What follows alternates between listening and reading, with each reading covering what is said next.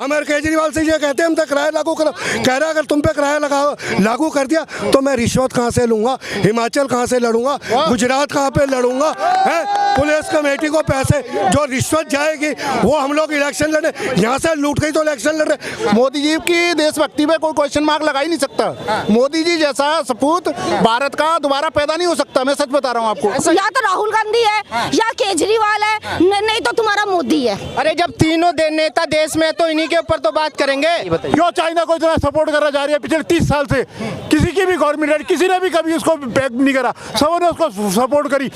कांग्रेस जिस तरीके से दावा कर रही है कि भाई अगर हमारी सरकार होती तो हम 15 मिनट के अंदर चाइना को उठा के बाहर फेंक देते। सर एक चीज बताइए, मुंबई में इतना बड़ा कांड हुआ, इस कांग्रेस ने क्या किया?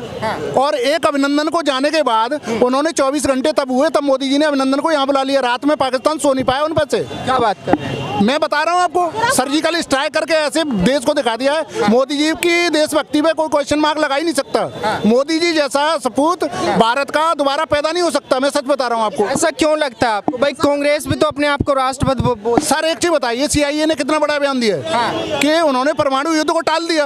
और एक चीज बताओ, इंटरनेशनल लेवल पे वर्ल्ड लेवल के लीडर हो रहे हैं वो, और आप इंडिया की बात कर रहे हैं। इंडिया ऐसा हो सकता है इंडिया दब जाएगा? मोदी जी के होते हुए कभी इंडिया दब नहीं सकता।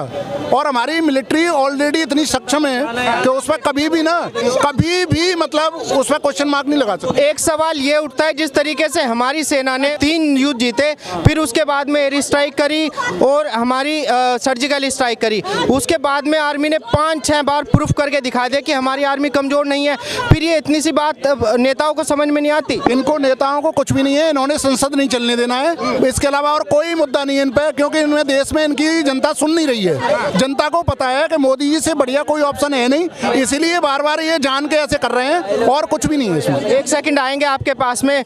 मैम जिस तरीके से, हाँ बताइए। हेलो मैम, मेरा सवाल आपसे छोटा सा है। हाँ एक सेकंड सुनिएगा, बताइए। क्यों चाइना को इतना सपोर्ट करा जा रही है पिछले 30 साल से? किसी की भी गवर्नमेंट है, किसी ने भी कभी उसको बैक नहीं करा, सबने उसको सपोर्ट करी, सबने उसके हर चीज के अंदर सपोर्ट करी। कैसे सपोर्ट? बिजनेस के अंदर, हिंदुस्तान का बिजनेस कम करे, नए नए कानून बनाते गए, हर हिंदुस्तान की फैक्ट्रियों को बंद करते रहे, हिंदुस्तान में सारे काम बंद करते रहे, नए नए कानून बना करके। तो ये अभी हुआ है या पहले से ही होता आ रहा है? पिछले 35 साल से हो रही है। इंदिरा गांधी के बाद से होना शुरू हुआ। इंदिरा गांधी के टाइम में तक कोई इस तरह की परेशानी नहीं थी, इंदिरा गांधी के बाद से ये चीजें सारी शुरू हुई। तो आपको क्या लगता है कि कांग्रेस ने सब जानबूझ के किया? क्या कांग्रेस का नहीं होता है? यह सवाल ये है कि ये जो मेंटेलिटी है ये सब गलत हो रही है। मैं किसी पार्टी की बात नहीं कर रहा हूँ, ये मेंटेलिटी की बात है कि ये मेंटेलिटी नहीं होनी चाहिए कि विदेशों के अंदर तुम सारी सुविधाएं दो और हिंदुस्तान की फेरी फैक्ट्रियों को हर चीज उठाओ। अब पॉल्यूशन हो रही है, अरे ये ऊपर क्या है, धुंध है, धुंध भी पॉल्यूशन में डाल दी, करो सारी फैक्ट्रियां बंद, एक भी नहीं खुलने देंगे। क्यों हो रही है ये? अच्छा मैम, जिस तरीके से अभी राहुल गांधी जी ने एक बयान दिया है, एक कॉन्फ्रेंस में उन्होंने बोला, अरे मेरा सवाल नहीं सुनेंगे तो फिर मैं क्या पूछूंगा आपसे? या तो राहुल गांधी है या केजरीवाल है, नहीं तो तुम्हारा मोदी है। अरे जब तीनों नेता देश में तो इन्हीं के ऊपर तो बात करेंगे। हमारी जीडीपी क्या है? जिससे आया था भी 15 लाख रुपए हमें मिलेगा, वो कहाँ गया? कहाँ है वो? 15 लाख, आज हम 15 लाख के कर्जाई हैं। चला गया। क्या लगता है सर, 15 लाख नहीं दिया मोदी जी ने? ऐसा है जी, मैं बताऊं आपको, मेरे को ना सरकारों से कोई गिला कोई लेना, इनकी जो नीतियां है ना, नीतियां भ्रष्टाचार है। आप लॉकडाउन देख लीजिए, आप जीएसटी देख लीजिए, आप नोटबंदी देख लीजिए, जब भी जो ये सरकारें आई हैं 2014 के अंदर, भाई साहब आज हम व्यापारी हैं, सबसे ज़्यादा व्यापार पे मार पड़ी है। 1 करोड़ रुपए का कर्जा मेरे सर के ऊपर है, मैं लोगों से मुंह छुपा के फिर रहा हूँ, समझ गए? लॉकडाउन नोटबंदी आपने करी, लोगों की ब्लैक मनी तो वाइट हो गई। अब जो ये बहनें माँ जो पैसा जिन्होंने जोड़ा था वो बेचारे सब मिट्टी हो गए। हम ये पूछते हैं नरेंद्र मोदी जी से, आपने किससे पूछ के नोटबंदी करी? आप रातों रात कोई भी काम कर लेंगे। अभी केजरीवाल मेट्रो का रिचार्ज कार्ड बंद कर दे, हमारा तो पैसा खराब हो गया वो, ठीक है जी, उस मुद्दे पे आप बात नहीं करते, ठीक है? नहीं, वो वो तो उन्होंने टाइम दिया था ना कि भाई जिसके पास में जो है जाके बैंक में जमा करा दो। तो आया कितनी ब्लैक मनी आई कितनी? आरबीआई ने कहा 22,000 करोड़ रुपए का। एक मिनट सर, जो होती है ना मुद्दे की बात होती है। इस टाइम हिंदुस्तान के अंदर कितनी बेरोजगारी है, कितना भ्रष्टाचार है। आप इस चीज पे जाके हम लोग ये नहीं देखेंगे मोदी जी बाहर क्या कर रहे हैं। अच्छा ये बताइए, मैं आपकी बात से सहमत हूँ, भ्रष्टाचार भी है और बेरोजगारी भी है, पर लेकिन क्या आप केवल सरकारी नौकरी को ही ISPCS को ही रोजगार मानते हैं? मैं किसी सरकार भाई साहब पटरी लगाते हैं हाई को, वो रोजगार है या नहीं है? कौन सा पटरी लगाना रोजगार है नहीं? सबसे बड़ा रोजगार पटरी रेडी भाई साहब, करोड़ों रुपए का जो GST जाता है ये रेडी वाले पटरी वाले ये दुकानदार टैक्स भरते हैं, ना कि सरकारी नौकरी वाले इतने टैक्स भरते हैं। मैं आपको जो हमें हाई कोर्ट ने ऑर्डर कर रखे, NDMC में इसकी सरकार है केजरीवाल की, 40 साल से कागज है, वो कहते हैं जी 5 लाख रुपए 10 लाख रुपए लाओ तब तुम्हें हम जगह दे। हम कहते हैं हमें फ्री में नहीं चाहिए, हमारे पे किराया लागू कीजिए, हम करोड़ रुपए की हम। अरे भैया जब रेडी लगाना भी रोजगार है तो फिर ISPCS ही थोड़ी माना जाएगा? जो लोग रिक्शा चला रहे हैं, हमारे ऑटो वाले भाई हैं, हमारे जो रेडी वाले भाई हैं, जो डेली बेसिस पे करते हैं, वो भी तो रोजगार ही है। रोजगार दे कहाँ रहे भाई साहब? रोजगार दे तब करें ना, हम तो हमारे से किराया लीजिए। हमारे केजरीवाल से ये कहते हैं हमसे किराया लागू करो, कह रहा अगर तुम पे किराया लागू कर दिया तो मैं रिश्वत कहाँ से लूंगा, हिमाचल कहाँ से लड़ूंगा, गुजरात कहाँ पे लड़ूंगा है? पुलिस कमेटी को पैसे जो रिश्वत जाएगी वो हम लोग इलेक्शन लड़े, यहाँ से लूट गई तो इलेक्शन लड़ रहे। मुझे भाई साहब इनसे पूछे इनके ऊपर CBI इंक्वायरी क्यों नहीं करवाते कोर्ट, सुप्रीम कोर्ट क्यों नहीं? इतना करोड़ों रुपए भ्रष्टाचार, हम लोग भाई साहब मेहनत करते हैं सुबह। यार वो तो खुद को कट्टर ईमानदार बोलते हैं।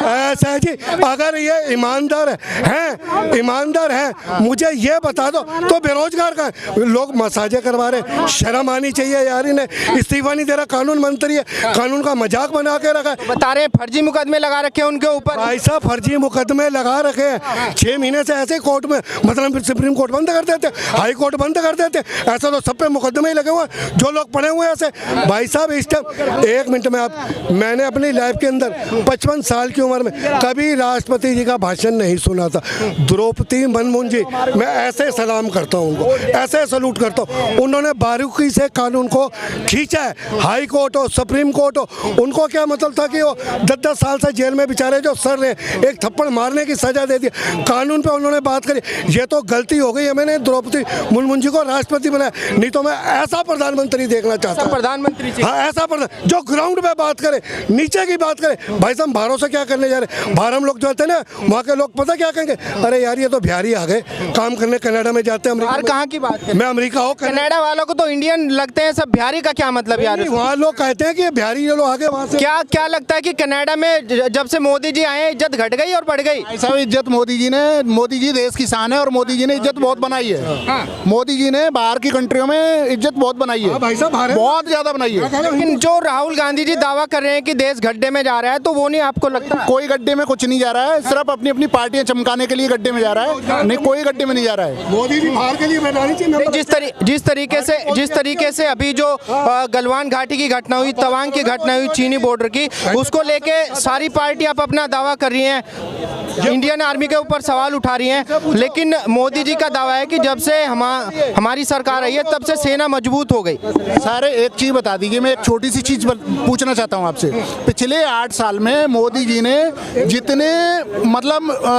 जितना इंडियन आर्मी को मजबूत किया है, चाहे एयरफोर्स हो, चाहे इंडियन आर्मी हो, चाहे नेवी हो, जितना उन्होंने सशक्त किया है, क्या 70 साल में इतनी हुई है सशक्त?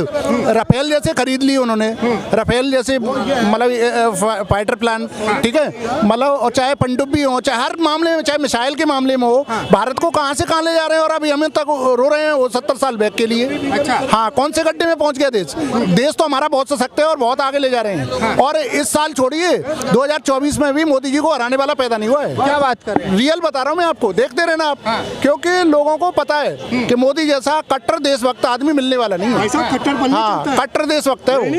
2024 में किसको मौका मिलना चाहिए? देखिए ऐसा है भाई साहब, अब राहुल गांधी जी को लोग कहते हैं पप्पू है, बोलना नहीं आता। मैं ये चाहता हूँ कि जो हम आज 50 साल हमें भी उम्र है, जो ये देश हमारा बना, जो तरक्की करी है, जो भी तरक्की, अब इससे पहले उसका नाम क्या, इंदिरा गांधी जी थे, मनमोहन सिंह जी थे, ये मत को कि कांग्रेस खत्म, बस ये है कि उनका थोड़ा अब स्ट्रॉन्ग लीडर नहीं है उनको। तो राहुल गांधी जी दोबारा से बैकअप कर सकते हैं, क्योंकि उनकी पार्टी तो 90% चुनाव हारी है पिछले 10 सालों में। ऐसा है, आदमी हारता है जीतता है, ये तो मकसद मैं नहीं मान। तो इन्होंने हिमाचल में हारना जीतना तो लगा रहता है, लेकिन 90% चुनाव हारना तो एक अपने आप में रिकॉर्ड हो गया ना जी। चलो 90% आदमी इंसान मेहनत कर रहे हैं केजरीवाल, ये इतना सैलाब जो दौड़ रहा है उनके साथ, ये कोई ये तो है नहीं कि पब्लिक ही है, हम और आप ही हैं। आज ठीक है हमारी निगाह में नरेंद्र मोदी जी, मगर हमें तो ग्राउंड पे देखना है। नरेंद्र मोदी जी का कोई विकल्प हो सकता है 2024 में? किनका? नरेंद्र मोदी जी का कोई विकल्प हो सकता है? मेरे को तो देखो, नरेंद्र मोदी जी अपने भविष्य में, जब से ये सरकारें आई है, हम लोग तो बेरोजगार तो और बेरोजगार होते जा रहे हैं। हमें तो कोई स्थिति इनकी नीति समझ ही नहीं आई है। हम चाह रहे हैं कि एक जगह पानी इकट्ठा होता है बदबू मारता है, पानी चेंज होना चाहिए। हम चाहिए कि चेंजिंग हो, कुछ चेंजिंग होनी चाहिए। ये नहीं मतलब कि एक ही जगह एक ही आदमी को बिठा के, तो फिर तो इनकी पावर और बढ़ जाएगी कि जनता हमारे से आगे, हम अपनी मनमर्जी से काम करेंगे, सारा कुछ करें। भाई साहब लॉकडाउन में 5000 तो चेंज होके आएगा कौन? देश की राजनीति तो ऐसी है कि भाई मोदी जी के पास में 300 से ज्यादा सीटें हैं, बाकी सारी पार्टियां आपस में लड़ रही हैं। ऐसा है, देखो जी, ये तो पब्लिक के ऊपर डिपेंड करता है। पब्लिक का माइंड जब चेंज होता है तो भाई साहब अच्छे को नीचे गिरा देते और गिरे हुए को उठा देते। ये पब्लिक को जब लगेगा कि आज मैं 2 सब्जी की जगह 1 सब्जी खा रहा हूँ, ठीक है जी, अब मेरे को लोग कहते हैं कि उसका नाम क्या, बहुत अच्छा विकास हो रहा है। अब यूपी के अंदर लोग यहाँ कमाने आ रहे हैं, बुरा नहीं मानना, योगी जी बैठे, अगर भाई साहब उसको यूपी में रोजगार मिल रहा है तो वो ऐसी थैसी थोड़ी कराने आएगा, अपने बीवी बच्चे छोड़ कर यहाँ कमाने थोड़ी